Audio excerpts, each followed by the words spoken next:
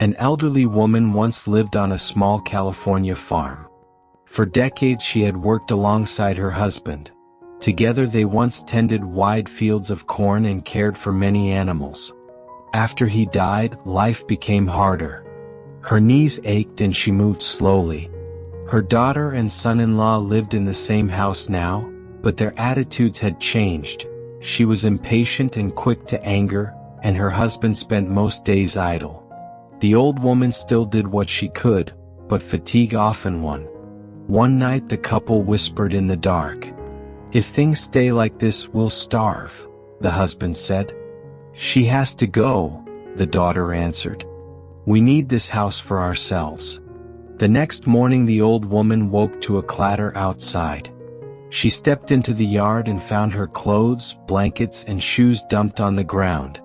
Her daughter stood nearby, face hard and cold. "You must leave," she said without meeting her mother's eyes. The old woman's hands trembled. "This is my home," she murmured, but the door was shut in her face. She sat on the steps and wept until dusk. What the couple did not know was that she and her late husband had quietly saved money for years, hiding it in a stone box by the old corral.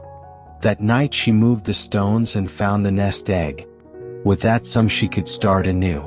She walked to the neighboring village, where a kindly farming family offered her food, tea, and a small room for the night. The next morning she inquired about land for sale. There was a parcel available and she bought it. With help from neighbors she raised a sturdy wooden house, planted corn, kept a few chickens, and found peace. A polite young neighbor boy helped with chores and treated her with respect. Meanwhile her daughter and son-in-law grew poorer. Neglect left their house to fall into disrepair, and arguments became common. They still believed the old woman had nothing. One day the son-in-law set off in search of work and came upon a thriving new farm. He knocked, and the woman who answered was his former mother-in-law. "You?" he gasped. "Yes," she said calmly.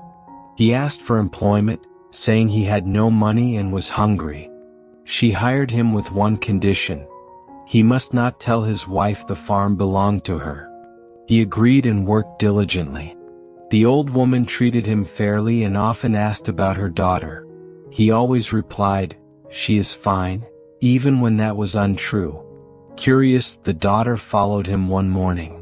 She was stunned by the size of the farm and burst into the yard to confront her mother. "You have all this while I suffer," she cried.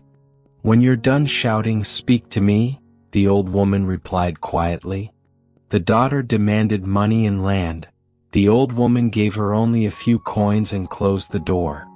The couple squandered that money and soon sold their remaining property, expecting to inherit the new farm when the old woman died. But the woman had already made her choice. In a will she left the farm to the young helper who had stood by her when she was alone. Her daughter received nothing.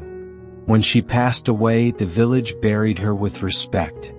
The couple came to claim the farm, but the neighbors told them the truth.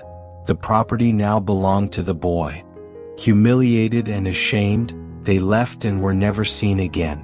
Remember, even when others try to diminish you, it's possible to rebuild. Your worth isn't set by those who mistreat you. With courage and self-respect you can start over. Kindness endures, greed destroys. Choose strength, dignity, and your own path forward.